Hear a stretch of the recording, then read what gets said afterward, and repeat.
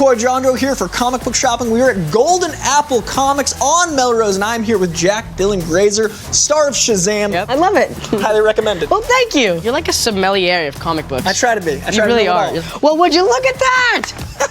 Doink. You're all those things. I'm all those things. I'm a jack of all trades, literally. Puns. Want to do some comic shopping? Let's do it. Let's buy some comics.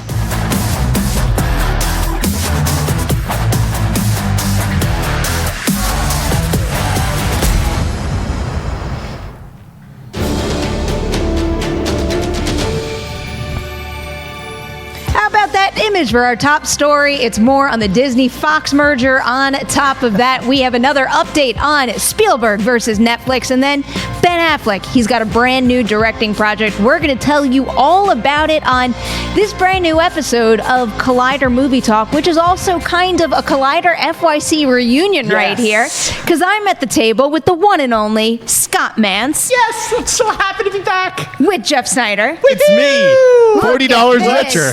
Get this award season started.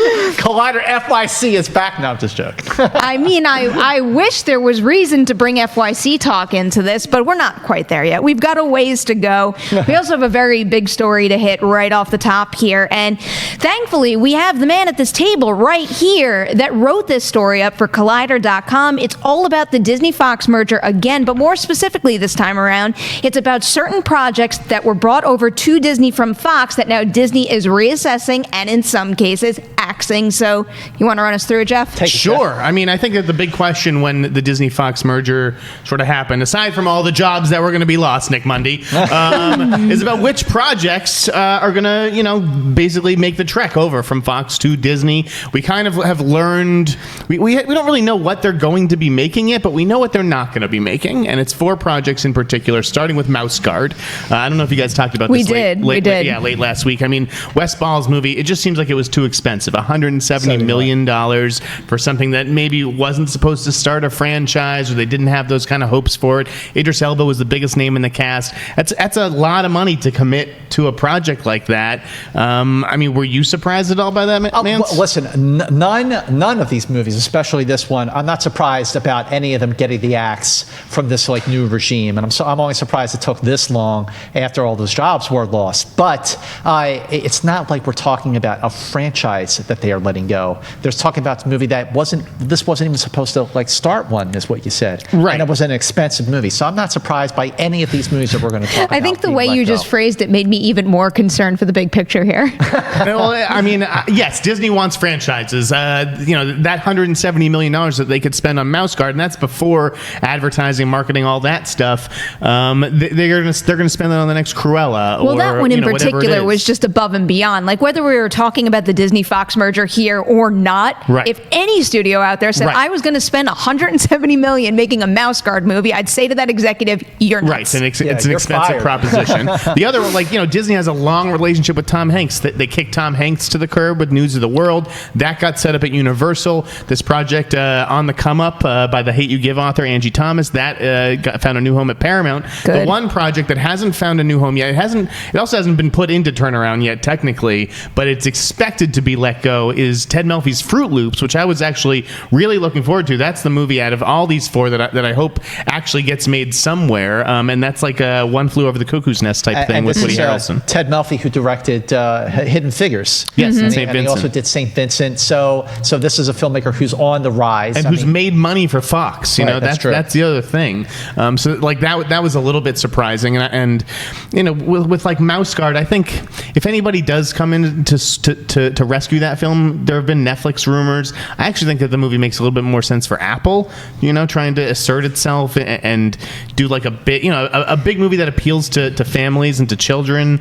But yeah, I don't know if that will ultimately get rescued. Fruit Loops is obviously a much cheaper proposition and might make sense for an Amazon, an A24, whatever it may be. I am hoping that someone picks that one up, because that one's had my eye for a while. And And the other one that kind of bummed me out, even though it did wind up at Paramount, is On the Come Up, because Angie Thomas's work is great. And when you read, what was the source article on this? Was it a Variety or THR report? Hollywood Reporter, yeah. Hollywood Reporter. When you read the section about why they might have let this go, that is borderline devastating. It's because The Hate U Give, which didn't even cost that much to begin with, lost money. Yeah. And I don't know, again, I don't want to sound like a naive idiot right now, but there is something about the idea of strictly labeling Hollywood a business and not caring about craft and art and meaning in the stories, where if you completely separate the two and you take away all the validity of craft and strong storytelling, what is going to be left in the end anyway? Perri, you're preaching to the choir. I mean, I couldn't agree with you more. I'm pretty sure Jeff feels the same way.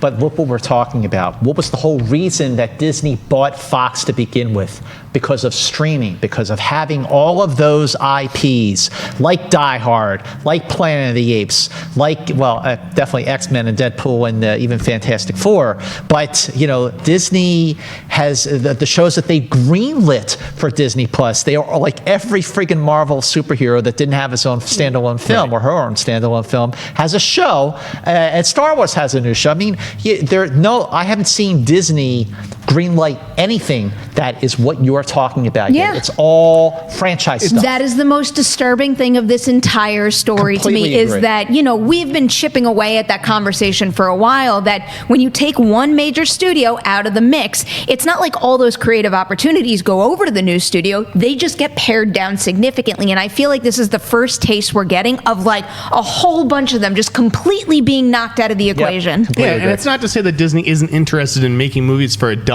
because they are. They are trying to get to do a deal with Clint Eastwood to direct the Ballad of Richard Jewell movie. That is not a franchise. There are no capes in that movie. That is just an adult drama that I think sounds really, really good. And hopefully, Clint will attach himself and Disney will pull the trigger on a green light. But yeah, you're right. For the most part, they're just focused on big swings. And so if you're not a movie that can gross $1 billion for them, they're not interested in singles and doubles over at Disney. So what are your predictions right now when it comes to Disney moving forward, taking their big tentpoles out of the equation? Where are those other films going to exist?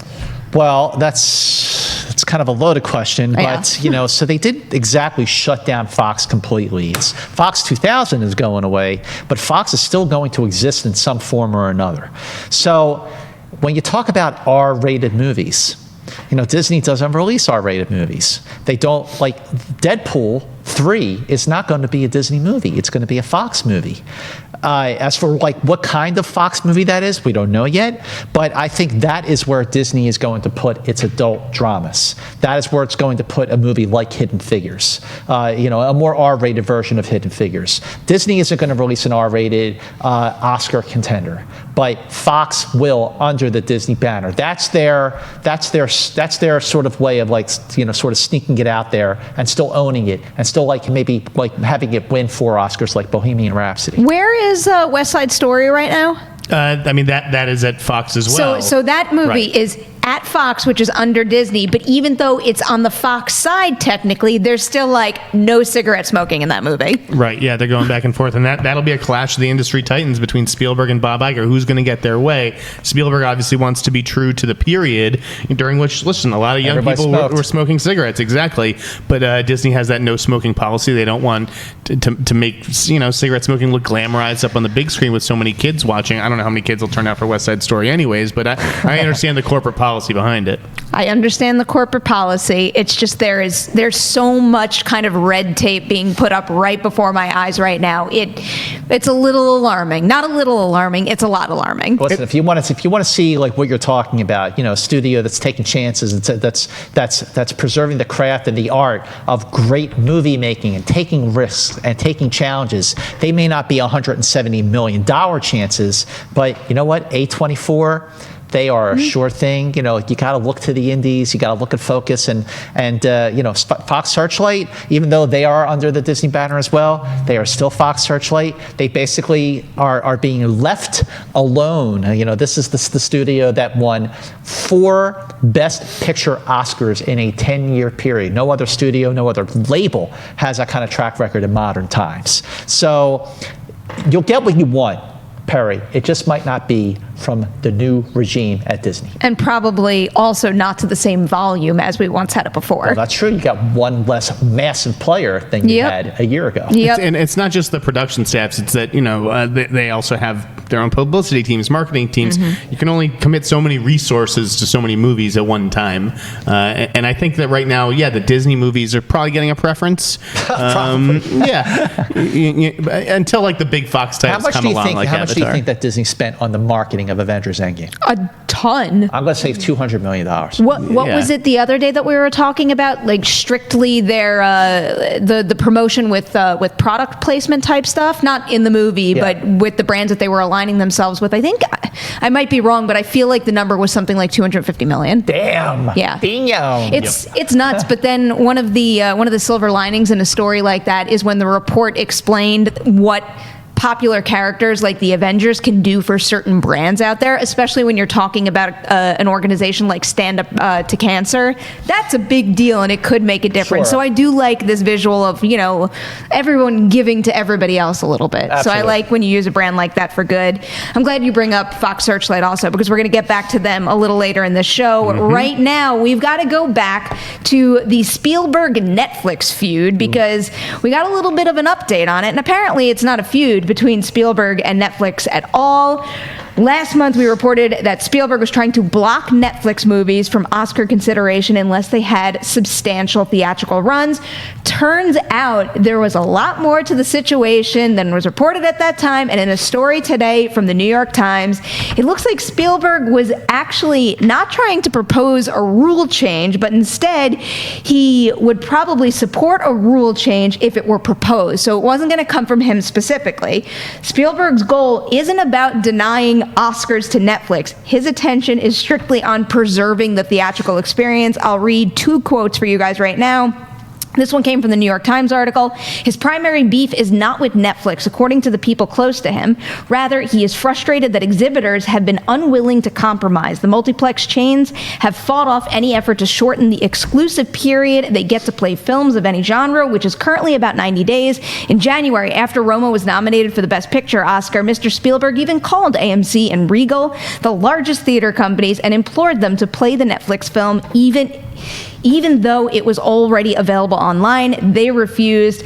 He goes on to say, this quote comes directly from Spielberg himself, "I want people to find their entertainment in any form or fashion that suits them. Big screen, small screen, what really matters to me is a great story, and everyone should have access to great stories." All right, Mance, let's kick this off with you. Is this damage control, or is this kind of misreporting from the start? Absolutely damage control. Absolutely, it's damage control, because if this was part of the plan from the beginning, they would have said this a whole lot sooner. Why did they wait this long for him to say, no, I'm not trying to stifle them and keep them out of the game. I just want people to keep going to the movies. It took them this long to spin it in that way. I agree with the spin. Yes, listen, everybody is streaming and everybody's going to keep streaming. People are going to keep cutting the cord.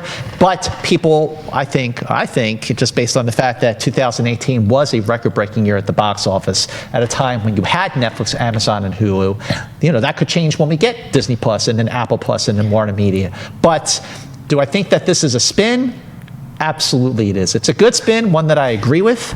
But in the end, Netflix, nothing was changed, at least not in the bigger categories. I think I'm right there with you on this topic, because after I read this piece, I purposely went back and I started to look at our other coverage of this little feud here, and I started to reread all those quotes with this idea in mind, and it does not come through whatsoever. But one way or the other, even if it is damage control, what's the big deal? This is one of those things that as long as they're course correcting now and it's going to serve everybody well in the future, fine, at least that happened.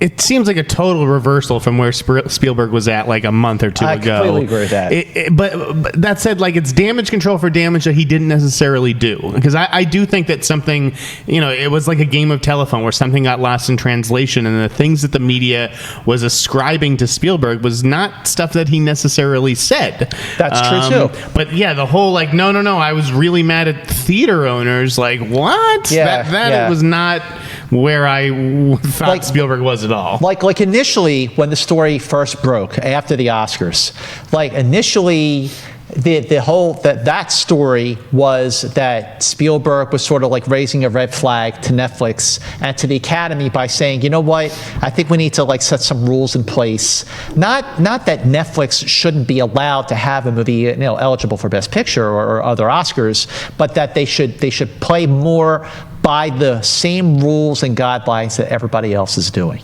But they are. That's what I don't get. Wait a minute. But the spin on that, people were attacking Spielberg because he was saying, people started to say, yeah, well, you know what? I didn't see E.T. in the theaters. I saw E.T. on home video. That's where I saw E.T. for the first time. Or I saw Jurassic Park on cable, and I did not see Jurassic Park in the theaters when it came out. And you know what? There are generations of people who discovered Jaws and Close Encounters on some form of home entertainment. But originally, they were released in theaters. That's the point that Spielberg was trying to make back then. So the spin that's happening now, it's like, what? I don't understand. Roma hit theaters 3 weeks right before it was available on Netflix. But it was different because Netflix rented the theaters. It did not. The exhibitors didn't rent Roma from Netflix. Netflix bought out the theaters for 3 weeks and played Roma. Because the major theaters will not run Netflix movies just on principle. But that's also why you didn't get box office figures from Netflix on how Roma played in those theaters. The current rule, though, I believe calls for a day. It can go day and date. You can open a movie in theaters and in streaming the same day, and it's still eligible as long as it doesn't go to streaming first. As long as it plays for a week in an LA County theater, it is eligible for the Oscars. And it can go day and date. Right. So what does Spielberg want from the theater owners? He wants to see the typical 90-day window shrunk to what?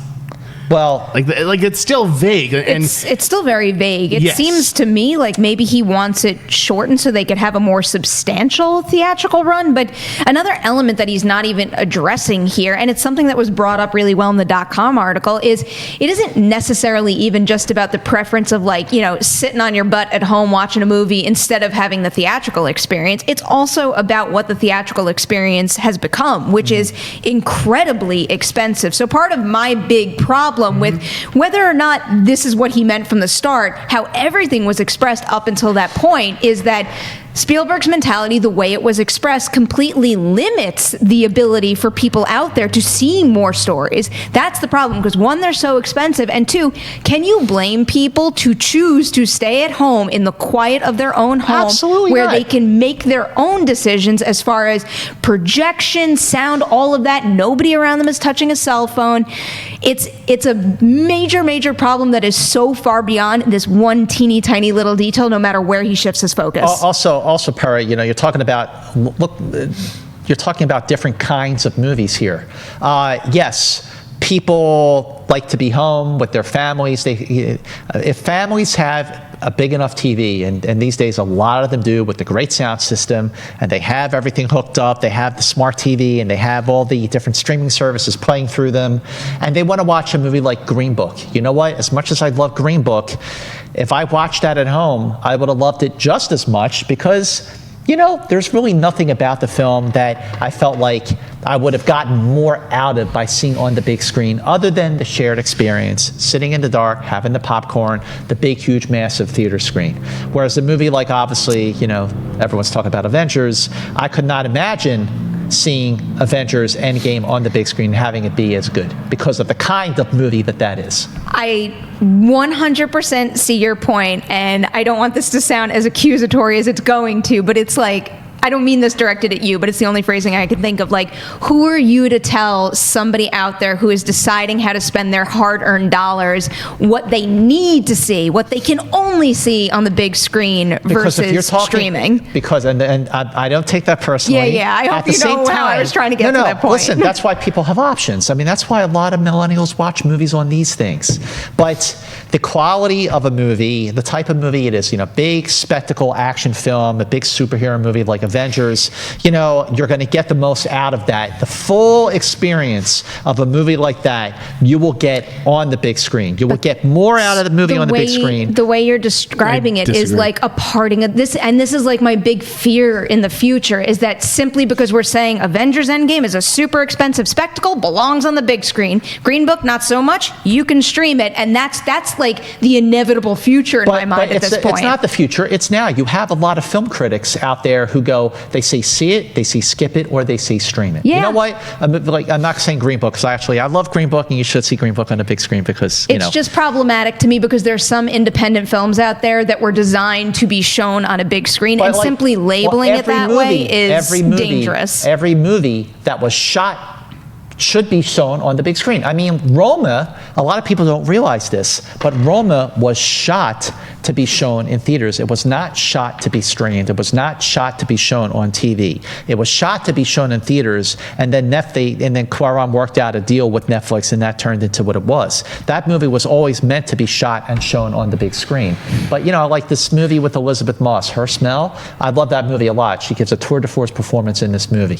It's a little cliche, but the point is, you know what? If I would have watched a movie like that at home, I probably would have liked it as much as I did seeing it on the big screen. To me, this whole thing just reeks of Spielberg coming at things from a place of privilege, because he's one of maybe 2 or 3 filmmakers who are guaranteed a theatrical release. Like Nolan. Could make anything.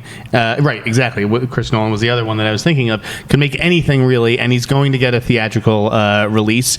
And not all filmmakers have that, luxury. But look at Scorsese, who was Spielberg's, buddy from the new Hollywood era. He's embraced it. He's always has. embraced those things, though. Well, that's the thing. We're only going to have it all merged together if everybody is supporting and doing. And I'm not just saying, Spielberg needs to cave. I do think we're going to hit a point where the theaters, the distributors, and the exhibitors need to change their tune a little so that the whole community, the whole industry can evolve together. Because, again, going back to what you both just said, him coming from a place of privilege, that also applies to, let's say, a gigantic studio like Disney. They can come at things like this from a place of privilege because they have all the resources in the world to get their big shiny spectacles on the big screen, and by putting all of the balls in their court, we are going to completely block out independent films in the theater. I just love how he, you can tell that this rankled Spielberg, though, because he had private conversations with Jeffrey Katzenberg, and then Jeffrey Katzenberg turned around and talked to the media. Katzenberg would not just tell the media his private conversations with Spielberg unless Steven encouraged it. Then there's this New York Times article where Steven's more than happy to offer a quote. He's definitely trying to adjust the narrative. What were you going to say, Scott? No, I was just going to say, of all the conversations that the 3 of us have had over the last year when we were doing Collider FYC, clearly, my heart belongs to seeing a movie in the theater. The big screen is the way to go. Think about it this way. Growing up through the years... I don't know if I can agree with that anymore either. Listen, we're listening. Let me finish my point. Growing up through the years, have you ever had a memory of seeing a movie? Oh my God, I'll never forget when I watched that movie at home. No, you haven't. That's not true. Memories, no, my memories, my biggest memories, the movies that I cherish, the moments that I cherish, the memories that I cherish when it comes to movies are movies where I'd seen, what theater I saw them in, who I saw them with, where I was in my life when I saw them on the big screen. Ultimately, I am all for completely 100% preserving the cinematic experience on the big screen, the shared experience in the dark, with the popcorn, with the sound system, with the massive screen. That's the way to go. The big screen, movie theaters are where it's at. But at the same time, not everyone has that option. Some people out of financial necessity can't always see movies on the big screen. So that's when I'm saying, okay, well, if you're going to go to that level, then yeah, I would still say, trust me, seeing this movie on the big screen, absolutely worth it. But if you can't, and you have the option for streaming it or watching it at home, then do that. Wait a period of time. It's like sitting at this table. Yes, I can say I have more memories seeing a movie on the big screen, Sure. but it's because I didn't have access to streaming services when I was a kid growing up. Right. And at this point, I'm starting to make those memories at home with Think my about family. how many movies we watched as kids, Perry. Movies from the 70s, the 80s, the early 90s that maybe we were too young to see in theaters, where we watched them when we got home from middle school or high school. And those, I remember, Yeah, those so do I. experiences too. Well, listen. I remember when I It's called when I VHS. Saw, when I It's saw VHS and streaming, Godfather, it's the same thing. When I saw Godfather, the original Godfather for the first time, I didn't see that in the theater. I mean, I was alive, but I was too young. So you watched it on I watched tape it at home, or but whatever I they don't had back remember. then. But I don't remember. I watched it on Laserdisc. I love how you're getting such a big kick out of yourself right now. No, but the point is that with Godfather, I watched it at home. I know I watched it at home, but I don't remember exactly when that was. I don't remember exactly when that was. 1974. Wait, hang on. 1972. I don't remember. Hang on. You're making fun of me, and that's okay. I don't remember the exact time when I saw, like, I love the Beatles, and I saw A Hard Day's Night for the first time at home. I don't remember. I know around when, but I don't remember the exact day. But I could tell you when I saw Raiders of the Lost Ark on June 13th, 1981. It was opening weekend. It wasn't opening day. It was opening weekend. I could tell you when and where and what day I saw The Empire Strikes This Back is about in your theaters. own neuroses. This has nothing to do with theaters versus streaming. But this is you know, you're a it's- savant. this Scott. conversation You're a has savant. turned into that because my point is, in the end, whether it's all about spin or damage control or whatever, I do agree with Spielberg's latest sentiment about wanting to preserve the in-theater experience for a lot of reasons. But I get there are other options, and sometimes with certain movies, you got to make certain decisions. I firmly believe in both sides of it. There was another quote that I'm not going to read for you right now where he talks about the importance of getting out of your house and having that shared experience. I never want that to go away. I don't either. But the more streaming is around, the more I value that different kind of experience too. And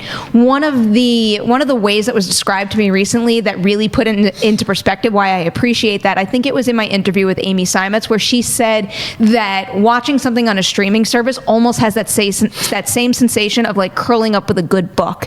And I think that's why I like watching things on my iPad. I like having it right in my face, like whether I'm like laying in bed and the whole room around me is black, something about like the whole world can melt away even when I'm watching it on a small device.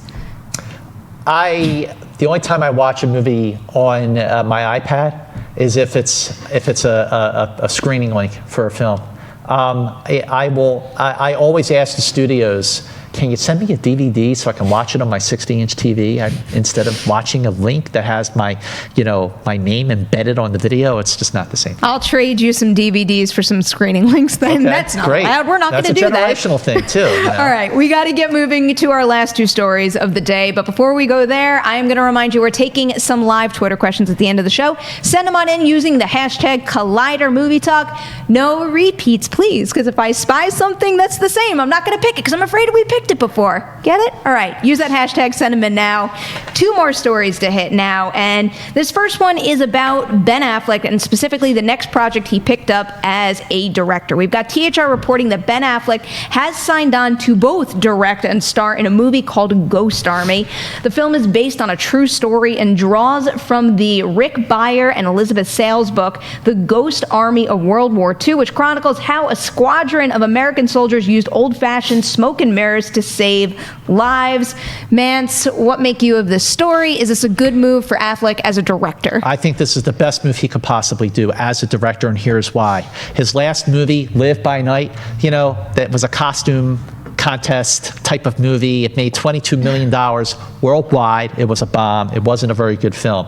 The film he directed before that, Argo, was an Oscar-winning Best Picture that he should have also won the Oscar for directing, but he wasn't even nominated. One of the biggest snubs in recent Oscar history. Ghost Army sounds like a sort of return to sort of an epic kind of film where the stakes are very high. And given what the story is about, a sort of smoke and mirrors kind of story, it does have some interesting sort of similarities to Argo with that smoke and mirrors aspect of it as well. So I think this is a great move for Ben Affleck to do, to direct a movie that plays to his strengths, one that has bigger stakes, and he definitely, this seems like would be a great move for him. Jeff, you into it?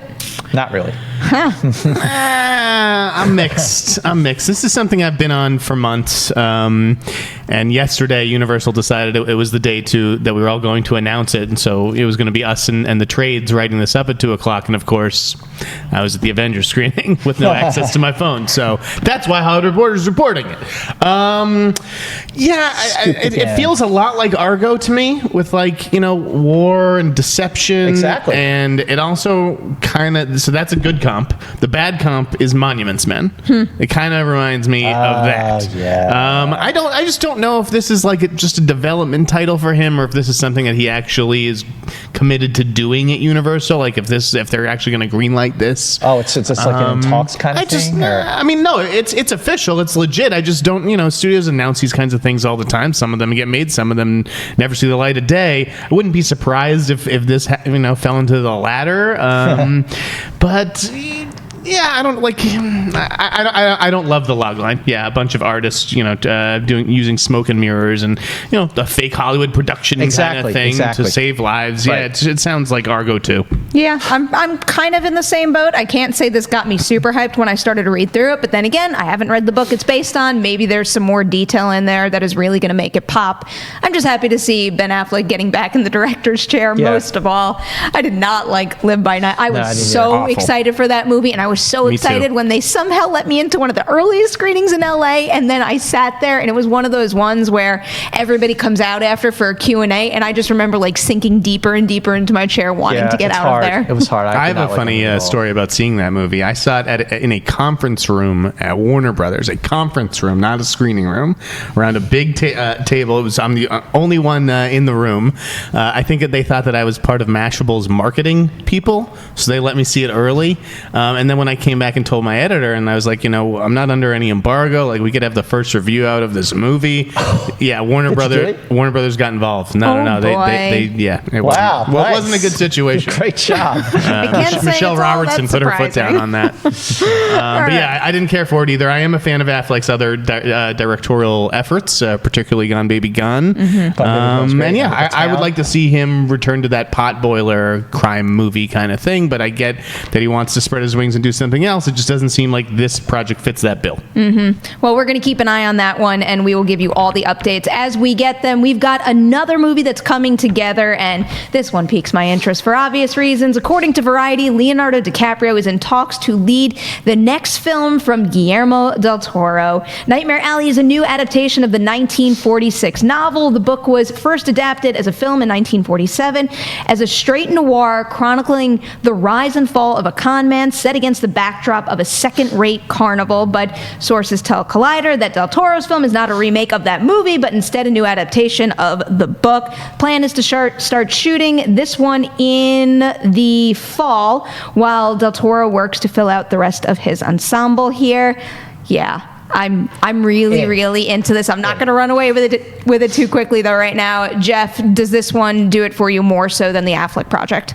Yes, I would say so. I am definitely intrigued by this one. This is something I had half this story. I told Steve, Guillermo del Toro is playing this game with us about what's going to be next. Is it going to be Pinocchio? Is it going to be another movie? I knew all along it was going to be Nightmare Alley, but sure. It's possible that maybe he didn't have the green light until he got Leo. That's sort of how Frosty countered that one, and that's totally plausible. Kim Morgan wrote this script. She's a former film critic. Don't you wish an A-list auteur would ask us to write a script with him, Scott? I've never seen the original Nightmare Alley, but anytime that you're booking Leonardo DiCaprio, it's a coup for your production. I think that the idea of him working with Guillermo is really exciting. Apparently, he chose this project over new projects from Paul Thomas Anderson and Alejandro Iñárritu, who just won him the Oscar for The Revenant. Maybe he was just like, shit, I can't go through that again. No, I'll tell you what it was. So yeah, tell me. I'll tell you what it was. With the exception of Scorsese, who he's worked with, 6 times, Leonardo DiCaprio has like a wish list. Okay, he has this wish list of directors that he wants to work with, and he's checking off the boxes. And now it's Guillermo del Toro's turn. And of course, it's after he won his Oscar for The Shape of Water.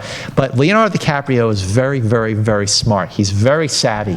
He is very, very picky about the movies he makes, but more importantly, the directors that he wants to make them with. And of course, Scorsese, they've got this bromance thing going on, just like Scorsese had with De Niro. But you look at Steven Spielberg, Quentin Tarantino, Christopher Nolan, Ridley Scott, Baz Luhrmann even, he's Danny Boyle, of course, James Cameron. And I just think that Leonardo DiCaprio is a really smart guy. He's a great actor. He's a great filmmaker. He knows exactly what he's doing. Maybe he always wanted to make a movie with Guillermo del Toro, but now was the time, especially while Guillermo is so hot, picking his first big project after winning the directing Oscar for The Shape of Water. I will say, having looked at Leo's filmography really quickly, yes, could stand to work with a female filmmaker.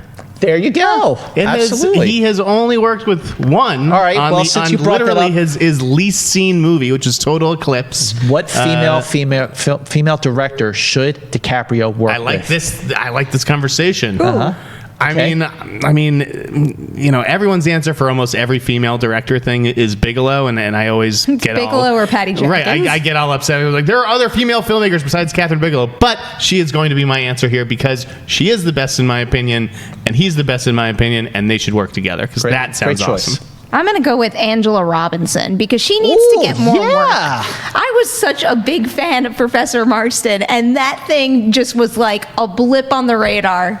And I was so bummed to hear that. But with this project in particular, I'm never going to say no to anything Guillermo attaches himself to. I've never seen the original movie either, but I think I'm more inclined at this point to maybe read the book, because I did read a brief synopsis, and even from a synopsis alone, I could already picture that setting with Guillermo's style kind of like bathed over it. And even, it's like I almost get like, for Leo, like Shutter Island vibes. Yeah, like that kind of like sinister nature. And it just seems like a perfect pairing of what I know both of them are capable of. Good so choice. I'm eager to see this one now. All right, we are moving on to some plugs before we get to your live Twitter questions. Tomorrow on Collider, as always, you will get Collider Live in the morning. It is also a Jedi Council Day, so tune in for that. Movie Talk right back here, 4 p.m. PT Live for one more episode this week. Of course, it's Endgame weekend, so just know late Thursday night, when the time is right, there will be a spoiler review on the channel for you. You do not have to watch it if you haven't seen it. In fact, you shouldn't click play. It will be branded spoilers all over the place, so you have been warned, but it will be there if you're ready, and I hope you enjoy. All right, Twitter questions. Where should we start? Start at Let's the top. go. It's like not a top to bottom thing. I have a million tabs open. Pick 1, 2, or 3. 3. Okay, 3 it is. 3 is from Chris L. Guapo, who's asking, have you seen a movie yet that you feel certain will land on your top 10 end of the year list? Oh, that's easy. Avengers Endgame. I had a feeling you would say that. Yep, Avengers Endgame, especially after that tweet. Right there, Jeff Sneider? I love this movie, but with the exception of Avengers Endgame, because I think that's an easy pick. I mean, it is an outstanding film. But the movie that I really, really, really loved, like I wanted to hug it, I want to sleep with the Blu-ray under my pillow. I love this movie so much, is The Mustang. I think you got the guy, right? Yeah. He's great. Yeah, Matthias Schoenaerts. I always pronounce his last name wrong. That movie was exquisite. It was beautiful. Matthias gave an Oscar-worthy performance. He's great. Bruce Dern, great supporting turn. It was so deep and poignant and profound. It really, really got to me. It stayed with me for a very, very long time. The Mustang. I'm surprised we haven't talked about that yet. Yeah. I was like over the moon about it at Sundance. Yeah, I loved it. I think I was a big fan of the Mustang as well. You have like an official list. I do. I'd probably just go with Wild Rose, which I saw at CinemaCon and was really impressed by Jesse Buckley, who's soon to be seen in Chernobyl, which I absolutely loved as well. Dying to watch that. Yeah. I've been grooving to the soundtrack too in my car. I don't listen to a lot of like country western type stuff, or country music, I should say. But yeah, I loved it. She's super talented. What about you, Perri? I think I have to name more than one title right now. I still think my favorite of the year is Us. It's a movie that You're obsessed. Yeah, I'm Yeah, really you obsessed, are. and I love. It's not even just like trying to piece things together. I thoroughly enjoy the conversations that it sparked. So there's that one. Shazam has a very big place in my heart right now. I would be surprised if that got bumped. Brittany runs a marathon. Brittany runs a marathon. You don't sign up for the New York City Marathon and then bump that off of your top 10. Breaking August. news, August 23rd in theaters. There you Everyone go. needs to see it. Perfect. Yeah. So that'll be your you'll be at the peak of your training by then, and that movie's going to come out, and you're going to be I so hope inspired. I'm in like a really good headspace at that point. Otherwise, everyone get nervous for me. Well, the other film, just I was thinking back to Sundance too, but the film hasn't opened yet. But the other movie that I would definitely put on my top 10 list that I feel really good about sort of saving a spot for it actually is Late Night. Oh, okay. I just love the hell out of that movie. Emma Thompson as a sort of washed-up late night talk show host. The movie is written by Mindy Kaling, who also co-stars, and the movie covers a lot of ground in terms of ageism, sexism, feminism, but doesn't beat you over the head with any of it. It is really funny and really smart, and Emma Thompson should be nominated for an Academy Award. She's great. What about The Farewell? The Farewell was wonderful. I love The Farewell. Oh my God, The Farewell I is know. great. Oh my God, The Farewell is awesome. I had a feeling that would be your reaction. awesome. All right, I think we got time for one more Twitter question here, and I'm going to go with this one from The Ace. What's a movie you cannot sit through a second time? Mine is The Green Inferno. Oh, great question. Jeff, you go. I got to think about this for a minute. Well, I'll refer back to a tweet that I had to get with Scott Feinberg, who said that, because were you asked for your 5 most rewatchable movies, your 5 favorite movies this decade? Has anybody asked you about that? No. All right. Scott Feinberg said Blue Valentine, and I was like, who goes back to like rewatch Blue Valentine, which is a great movie, right? But like not one that I could go back to. Right. So that you're not would going to sit through that again. It's like Schindler's List to me, but you watch it. You watch it once. You're not going to be like, oh, I think I'm going to go watch Schindler's List. Yeah. I can't go back to Schindler's List. I can't go back to Blue Valentine. I think she means in terms of a bad movie, right? Is that where we're going with this? No, not that's necessarily. Not how I interpreted it. A movie that's just really it could be a great movie. It could be so bad that you would never watch it again. I know my answer is Martyrs. Have either of you ever seen Martyrs? I got major problems with that movie. It's just an incredibly tough watch, and there's parts of that where I can just isolate great filmmaking, great performances. I think that subject matter and where it winds up is absolutely miserable. I felt like I was walking around like a zombie for days after watching it. I love me some horror, Sounds but like a Serbian film. I gotta be able to shake it off quicker than I did with that one. I'm just going to say, just because it's a bad movie, I cannot sit through Hellboy. The remake of Hellboy is so bad. It is really, really, really bad. That movie was 2 hours long, and I felt like I was in hell. I felt like I was damned watching that movie. I mean, it's a bad film, but anyway, there you go. Oh, I hate ending on like a bummer of a note. Was there any silver lining to Hellboy at all? I'm trying to think of a movie that I loved, but I just couldn't sit through it again. I need to think. I think Schindler's List is a good choice, but I mean, I need to think more about that. That's a great question. You take your time. We'll have you back on the show very cool. soon. Guys, we got to wrap this up. Thank you guys, my FYC team. Yay, I'm Team so FYC. happy this We're happened. back. Hopefully we can get this formation back on the table real soon. And until we wait for that to happen, why don't you just have some fun today? Use the hashtag #ColliderFYC. Demand more. We want to come back with a second season. Thank you guys again for being here. Thanks to Adam in the booth back there. Go Adam! I'm in the booth. Yes, to everyone out there, I hope you enjoyed the show. As always, do not forget to like and share it. Tell everybody you know about us in podcast form as well. Super helpful if you comment and rate over there. You know what? Have a great time diving into Endgame, but I'm going to put out that warning one more time. Be kind. Don't spoil something for somebody else that you wouldn't want spoiled for yourself. Have a great night, guys. We'll see you tomorrow, 4 p.m. PT Live for a new episode.